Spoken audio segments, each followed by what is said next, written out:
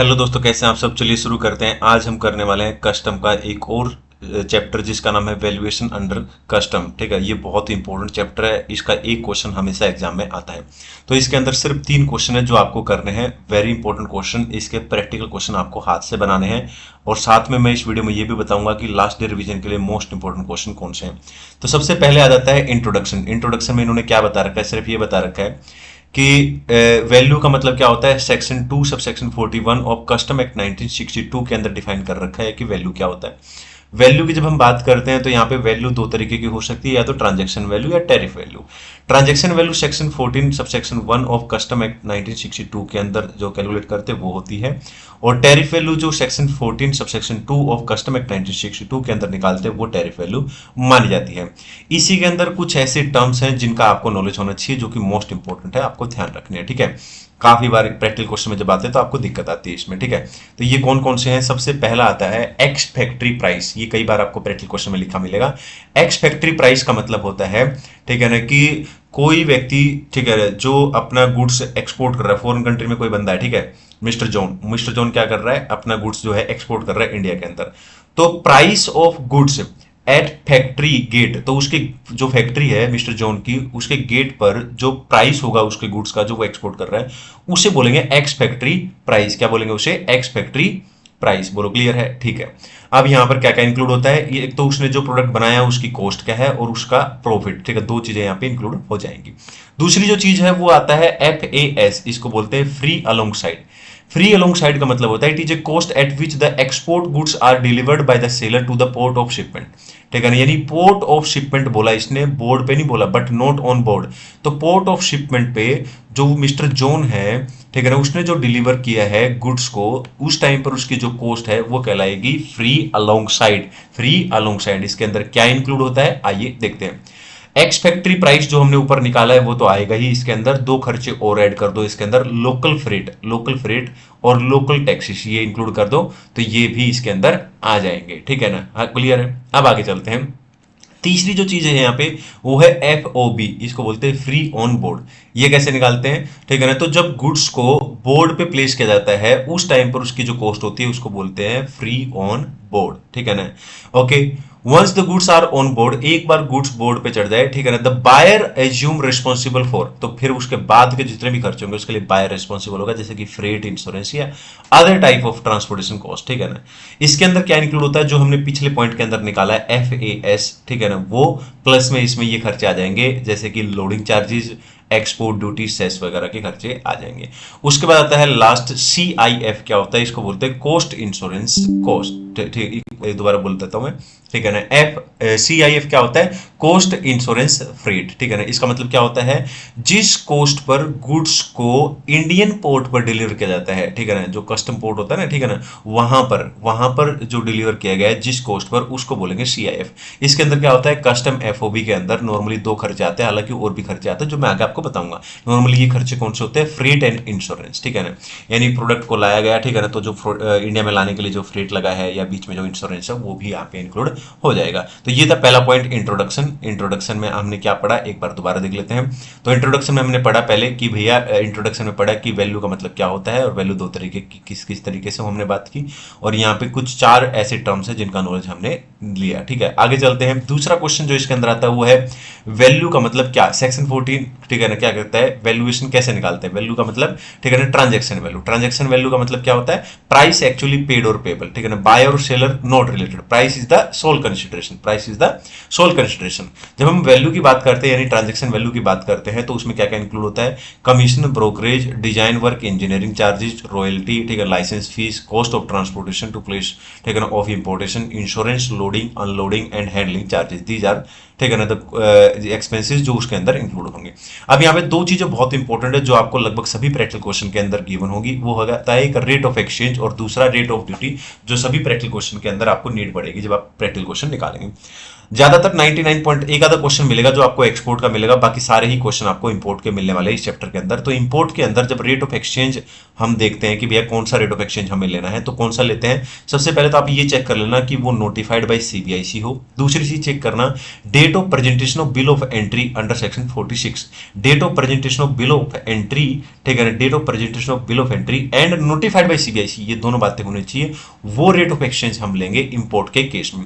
वहीं पर अगर एक्सपोर्ट का केस होगा, ठीक है ना, तो नोटिफाइड बाय सीबीआईसी तो होगा, ठीक है ना, लेकिन उस केस में तो date of presentation of shipping bill या बिल ऑफ एक्सपोर्ट होगा, ठीक है ना, क्योंकि भैया एक्सपोर्ट के केस में शिपिंग बिल या बिल ऑफ एक्सपोर्ट प्रेजेंट किया जाता है। बोलो क्लियर है। वहीं पर जब हम रेट ऑफ ड्यूटी डिसाइड करेंगे तो इंपोर्ट के केस में रेट ऑफ ड्यूटी कौन सा लेना है, तो date of presentation of bill of entry जो डेट दे रखी होगी, और डेट ऑफ एंट्री इनवर्ड, ठीक है ना, जो दे रखी होगी, विच एवर इज लेटर वाला, ठीक है ना, जो भी इनमें से जो बाद की डेट होगी उस डेट पर जो भी रेट ऑफ ड्यूटी होगी वो हम ले लेंगे। वहीं पर अगर एक्सपोर्ट का केस है तो ये पूरी लाइन लिखी मिलेगी, आपको कोई दिक्कत नहीं है। जैसे कि date on which proper officer make an order, ठीक है, permitting clearance and loading of goods for transportation is considered, ये पूरी लाइन आपको मिलेगी, ठीक है ना। तो समझ जाना कि भैया ये वाला क्या है आपको, ठीक है ना, रेट ऑफ ड्यूटी लगाना है एक्सपोर्ट के केस में। ये बहुत इंपॉर्टेंट है, ठीक है ना, इसको जरूर अच्छे से देख लेना। इसके प्रैक्टिकल क्वेश्चन में आपको नीड पड़ने वाली है हर एक क्वेश्चन के अंदर। बोलो क्लियर है। आगे चलते हैं। तीसरी जो चीज आती है वो आती है इसके अंदर कॉन्सेप्ट, यानी जब आप प्रैक्टिकल क्वेश्चन निकालोगे तो कुछ कॉन्सेप्ट्स ऐसे हैं, कुछ पॉइंट ऐसे हैं जिनका नॉलेज आपको होना चाहिए, ठीक है ना। यानी वैल्यूएशन चैप्टर के अंदर जब आप वैल्यू निकालते हो, ठीक है ना, कस्टम ड्यूटी निकालते हो, तो आपसे किस तरीके से वो चीजें आपसे पूछेंगे, उसके लिए थोड़ा बहुत नॉलेज हम यहाँ पे ले लेते हैं। कस्टम कॉन्सेप्ट के अंदर पहला कॉन्सेप्ट जो आपको पता होना चाहिए कि जब आप मान लो मैं इंपोर्टर हूँ, ठीक है ना, मैंने गुड्स इंपोर्ट किया यूएस से, ठीक है ना, इंडिया के अंदर मंगा रहा हूं, तो इंडिया तक लाने के लिए जितने भी खर्चे हैं उसमें वो सारे के सारे हमें वैल्यू के अंदर इंक्लूड कर लेने हैं। इसके अंदर दो चीजें आपको निकालनी होती है, एक कस्टम एफओबी, एक सीआईएफ वैल्यू, ठीक है ना। तो रूल 10(1) के सारे खर्चे ऐड हो जाएंगे जब हम एफ वैल्यू निकालेंगे, रूल 10(2) के सारे खर्चे ऐड हो जाएंगे जब हम सीआईएफ वैल्यू निकालेंगे। अब यहाँ पे दो इंपॉर्टेंट चीजें हो जाती हैं क्या, ठीक है ना, जब हम कस्टम एफओबी से सीआईएफ वैल्यू निकालते हैं तो बहुत सारे खर्चे ऐड करते हैं, उनमें से दो खर्चों का नाम होता है फ्रेट एंड इंश्योरेंस। तो फ्रेट कितना लेना है और इंश्योरेंस कितना लेना है उसकी बात करते हैं। तो सबसे पहले हम बात करेंगे इंश्योरेंस की। तो इंश्योरेंस के केस में आप पहले ये चेक करना कि शिप का क्वेश्चन है या एयर का क्वेश्चन है, ठीक है ना। शिप या एयर दोनों में से कोई भी क्वेश्चन हो, इंश्योरेंस के केस में जो गिवन है वो ले लेंगे, अगर नहीं गिवन है तो कस्टम एफओबी का 1.125% ले लेंगे। लेकिन वहीं पर अगर फ्रेट की बात करें तो आपको डिफरेंशिएट करना पड़ेगा कि शिप का क्वेश्चन है या एयर का क्वेश्चन है। अगर शिप का क्वेश्चन है तो गिवन जो है वो एक्चुअल वो ले लेंगे, अगर नहीं गिवन है तो 20% ले लेंगे, ठीक है ना, कस्टम एफओबी का। वहीं पर अगर एयर का केस है, अगर गिवन नहीं है तो 20% ले लेंगे कस्टम एफओबी का, अगर गिवन है तो फिर एक्चुअल जो गिवन है वो और 20% of custom FOB which average lower हम लेंगे। ये बहुत इंपॉर्टेंट पॉइंट था। अब दूसरा जो कॉन्सेप्ट है जो आपको पता होना चाहिए कि जब कस्टम एफओबी निकालते हैं तो कैसे निकालेंगे, तो रूल 10(1) के सारे खर्चे उसमें ऐड हो जाएंगे। तो यानी कि जो एफओबी वैल्यू है या कॉस्ट है वो आपको दे रखी होगी। अब आप वहां से कस्टम एफओबी कैसे जाएंगे, उसमें सबसे पहले आप कमीशन ऐड कर देना। कमीशन जो है वो बाइंग कमीशन नहीं होना चाहिए, ये बात ध्यान रखना। Design and engineering charges add कर देना, ठीक है ना। इसके अलावा रॉयल्टी, लाइसेंस फीस, अगर condition of sale paid in UK, ठीक है ना, कहीं पे भी पे किया हो, ठीक है ना, इंडिया को छोड़कर, ठीक है ना, वो यहाँ पे ऐड हो जाएगा। Proceed for any subsequent sale, ठीक है ना, accruing to the seller, all other payments, ठीक है, कंडीशन ऑफ सेल, मतलब कंडीशन ऑफ सेल अगर कोई भी खर्चा वगैरह पे हुआ तो वो भी यहाँ पे कस्टम एफओबी निकालते टाइम पे कर देंगे। तो यानी कि नॉर्मल एफओबी या कॉस्ट दे रखा होगा, उसमें कस्टम एफओबी निकालने के लिए ये सारे खर्चे ऐड कर देंगे। फिर कस्टम एफओबी आ जाएगा। कस्टम एफओबी से क्या करना है आपको, सीआईएफ वैल्यू निकालना है। उस पर कैसे जाओगे, सबसे पहले कस्टम एफओबी जो आपने निकाला है उसके अंदर नॉर्मली दो खर्चे तो आपको ऐड करने ही है, फ्रेट एंड इंश्योरेंस। वो कैसे निकालते हैं, वो कैसे लिखते हैं, वो मैंने आपको ऊपर बता दिया, ऑलरेडी डिस्कस कर लिया। इसके अलावा चार खर्चे में से दो खर्चे ऐड करने हैं, दो खर्चों को हमेशा नील लिखाना है, ठीक है ना। लाइटरेज चार्जेज अगर लिख रखा है तो वो भी ऐड करना है। शिपिंग डिमरेज है तो वो भी आपको ऐड करना है, लेकिन डिमरेज चार्ज है तो वो ऐड नहीं करना, लेकिन दिखाना जरूर है, ठीक है ना। कॉस्ट ऑफ ट्रांसपोर्टेशन, ठीक है, नील दिखाना है, ठीक है। Cost of transportation from port to ICD, ठीक है ना, इसको भी ऐड नहीं करना, लेकिन नील जरूर दिखा देना है। तो अब आप सीआईएफ पे आ गए। उसके बाद आप अपना जो भी वैल्यू इसने पूछे उसके ऊपर अगर जो भी कस्टम ड्यूटी वगैरह जिस तरीके से पूछेगा वो निकाल देंगे हम। बेसिक कस्टम ड्यूटी का रेट लग जाएगा या, ठीक है ना, उस तरीके से वो सारी चीजें आ जाएंगी।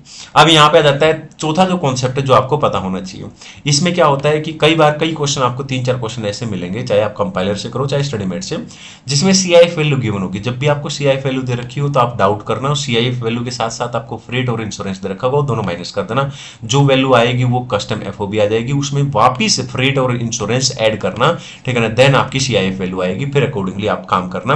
तो ऐसा मैं क्यों बोल रहा हूँ, क्योंकि अगर ज्यादातर ऐसे केस में एयर का क्वेश्चन होता है तो यहाँ पर जो फ्रेट निकालते हैं तो इसमें चेंजेस आ जाएगा, ठीक है ना, अगर आप देखोगे तो। आगे चलते हैं स्टडीमेट में। वे क्वेश्चन काफी सारे कंपाइलर ऐसे हैं जिनमें कंपाइलर में क्वेश्चन नहीं दे रखे होंगे। कुछ क्वेश्चन जो मैंने छाट के यहाँ पे दिए, ये लास्ट डे रिवीजन के लिए मैंने आपके लिए छाट दिए।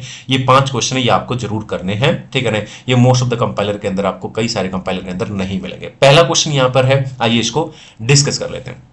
पहले क्वेश्चन के अंदर क्या है कि एक कंपनी है अपने इंडिया के अंदर, मान लो एक कंपनी है, वो इंपोर्ट कर रही है कुछ गुड्स, और उसका प्राइस क्या है, $20 पर यूनिट है, from the exporter who was holding 30% equity in the share capital of import company. यानी जिस कंपनी ने इंपोर्ट किया है इंडिया के अंदर, जो कंपनी इंपोर्ट कर रही है, ठीक है ना, जो एक्सपोर्टर है उसका 30% इक्विटी शेयर है उसके अंदर। Subsequently the SSC enter into an agreement with the same exporter to import the said goods in bulk, ठीक है ना, एट $14 पर यूनिट, ठीक है ना। और बाद में क्या हुआ, ठीक है ना, जो अपने देश की कंट्री है वो एक्सपोर्टर के साथ क्या कर रही है, ठीक है ना, एक एग्रीमेंट करती है, इंपोर्ट कर रही है गुड्स, ठीक है, काफी ज्यादा गुड्स कर रही है, और उसका प्राइस जो है $14 पर यूनिट डिसाइड हुआ है।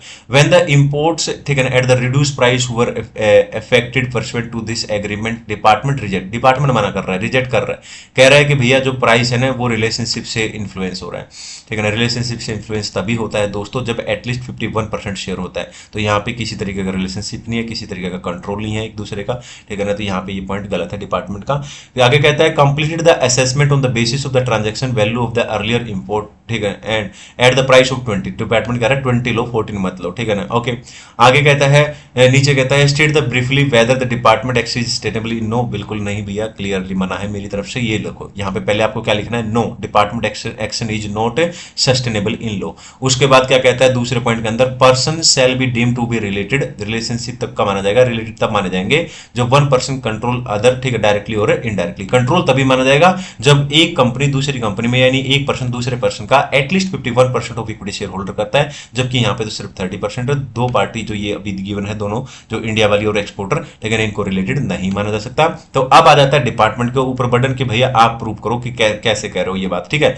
तो अब डिपार्टमेंट के बाद कोई सबूत है नहीं, तो यहाँ पे प्राइस जो डिक्लेयर बाई एसएससी है वो एक्सेप्टेबल होगा, मना नहीं कर सकता डिपार्टमेंट। ये क्वेश्चन था, वेरी इंपॉर्टेंट। आगे चलते हैं, दूसरा क्वेश्चन जो लास्ट डे रिवीजन के लिए मैंने रखा है, ठीक है ना। Answer the following with reference to the provision of section 14 custom act 1962 the value, ठीक है ना। इस हिसाब से दो क्वेश्चन दे रखे हैं यहाँ पे, एक और दो। ये कह रहा है इसका आंसर हमें देना है। What shall be the value, value क्या होगी if the there is a price rise of imported goods in international market between the date of contract and the date of actual importation, but importer pays the contract price. मान लो मैं importer हूं और मैं goods import कर रहा हूं, ठीक है ना। जब मैंने गुड्स इंपोर्ट किया उसके बाद उसका प्राइस बढ़ जाता है इंटरनेशनल मार्केट में, ठीक है ना, तो उस केस में वैल्यू क्या निकालेंगे। आइए पहले इसका आंसर देख लेते हैं।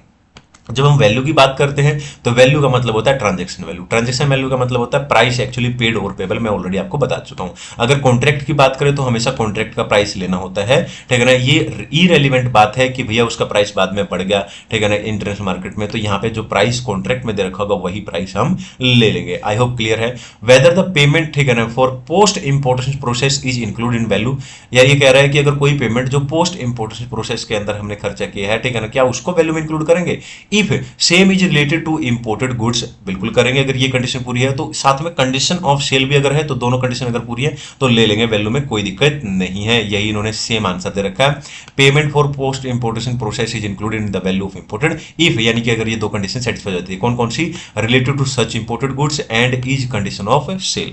आगे चलते तीसरा क्वेश्चन जो लास्ट डे रिवीजन के लिए रखा गया है और मैंने साथ में यहाँ पे इंक्लूड कर रखा है। Mother Mary hospital research centre India के अंदर imported a machine from the Delta scientific equipment Chicago, ठीक है ना, for a house research. The price of the machine was settled at $5,000। The machine was shipped on 10th April and meanwhile the hospital authorities negotiate with the reduction in the price as a result data scientific equipment agreed to the price $850, ठीक है ना। बोलो clear है, ठीक है ना। आगे कहता है and sent the revise price 4100, ठीक है ना, $50, ठीक है, प्राइस कम हो गया इतना। ओके, नेगोशिएट हो गया इन्होंने कि भैया प्राइस कम करना है। व्हेन द टेक्सटाइल, ठीक है ना, डेटेड 15 अप्रैल, ठीक है, the machine arrived in India 18 April and commissioner जो है वो क्या कह रहा है देख लेते हैं। Commissioner of the custom act decided to take the original price, ये कह रहा है ओरिजिनल प्राइस लेंगे हम, उसी को ट्रांजेक्शन वैल्यू लेंगे, ठीक है ना। ओके, ग्राउंड क्या दे रहा है कि price is received only after the, ठीक है ना, after goods have been shipped, after goods have been shipped. अब नीचे क्या कहता है, do you agree with the statement taken by the commissioner, give the reason support your answer. आइए इसको देखते हैं कि क्या कहे।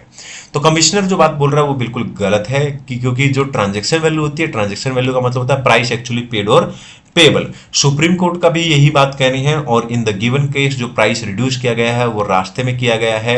It could not be contended that the price was revised after the importation took place, ठीक है ना, इंपोर्ट होने के बाद प्राइस रिवाइज नहीं किया गया है बल्कि ट्रांजिट में हुआ है। तो इसलिए जो वैल्यू है वो जो प्राइस कम किया गया उसी पर लेंगे क्योंकि वही प्राइस क्या है, प्राइस एक्चुअली पेड और पेबल है। बोलो क्लियर है? ये बिल्कुल बेसिकली वैल्यू पे जो क्वेश्चन है ना, वैल्यू का मीनिंग है उसी पे क्वेश्चन पूछा हुआ है। अब एक और question, most important question, A had imported, मान लो मैं ए हूं, ठीक है ना। अब क्या हो रहा है क्वेश्चन के अंदर, मान लो मैं हूं, मैंने इंपोर्ट किया है गुड्स फिनलैंड से due to deep draught at port, ठीक है ना, ठीक है ना। Such goods were not taken to the jetty in the port but were unloaded to the outer anchorage, मतलब पोर्ट से थोड़ा सा दूर उसको किसी मजबूरी की वजह से वहां पे उतारना पड़ा, ठीक है ना, बड़ी वेसल से फिर छोटी छोटी वेसल के अंदर, ठीक है ना, हम लेके आ रहे हैं उसको। Charges incurred for the unloading and, ठीक है ना, transport of the goods from the outer anchorage, ठीक है ना, to the jetty in the bar small boats were 1,35,000। A claim, यानी मैं क्लेम कर रहा हूं दैट सर चार्जेज, ठीक है ना, from the part of loading and unloading charges should be deemed to be included in the CIF value of the goods, ठीक है ना, मेड अंडर रूल 10(2), ठीक है ना, B of the custom valuation, ठीक है। आगे नीचे कहता है discuss the tenability of A. अब यहाँ पे ये बार चार्जेज होता है, बेसिकली क्या है कि जो मैंने क्लेम किया है ना कि वो क्लेम एज पर लो नहीं है, ठीक है ना। प्लेस ऑफ इंपोर्टेशन का मतलब होता है कि वो प्लेस जो कस्टम स्टेशन है जहां पे गुड्स को या तो होम कंजम्पशन के लिए क्लियर किया जाता है, ठीक है ना। कस्टम स्टेशन का मतलब क्या होता है कि वहां पर गुड्स पहुंच गया जहां से अब हम अपने होम कंजम्पशन के लिए क्लियर कर सकते हैं या उसको वेयर हाउस में डिपॉजिट करा सकते हैं। आउटर एनकरेज इसके अंदर नहीं आता है क्योंकि आउटर एनकरेज कस्टम स्टेशन नहीं है, वो प्लेस नहीं है जिसको हम प्लेस ऑफ इंपोर्टेशन बोल सकते हैं। तो वैल्यू इंपोर्टेड, ठीक है ना, वैल्यू इंपोर्टेड गुड्स के अंदर ये सारी वैल्यू इंक्लूड होती है। अगर इस केस की बात करें तो इस केस में क्या हो रहा है, where the big mother vessel can not enter harbour, ठीक है ना, फॉर एनी रीजन। ओके, अब बड़ी वेसल दूर खड़ी है, वो अंदर नहीं आ सकती किसी भी रीजन की वजह से। And goods are brought to dock by smaller vessel, smaller vessel से उसको लेके आ रहे हैं डॉक पे, ठीक है ना। ओके, कोस्ट इनकर्ड, जो भी कोस्ट हो रही है मेरे को अब इंपोर्टर को, ठीक है ना, सच बार चार्जेस बोलेंगे उसको इंक्लूड किया जाएगा कोस्ट ऑफ ट्रांसपोर्टेशन में। कहां पे इंक्लूड किया जाएगा, कोस्ट ऑफ ट्रांसपोर्टेशन में। अगला क्वेश्चन है, अगला क्वेश्चन नॉर्मल क्वेश्चन है, आइए इसको भी देख लेते हैं। अब यहां पे कहता है एसेसेबल वैल्यू दे रखी है 1 लाख और बेसिक कस्टम ड्यूटी का रेट दे रखा है सीधा सीधा, इंटीग्रेटेड टैक्स का रेट दे रखा है सीधा सीधा, एसडब्ल्यूएस सोशल वेलफेयर सरचार्ज का रेट दे रखा है और कंप्यूट करना है, टोटल कस्टम ड्यूटी निकालना है। तो कैसे निकालेंगे, सबसे पहले एसेसेबल वैल्यू ले लो।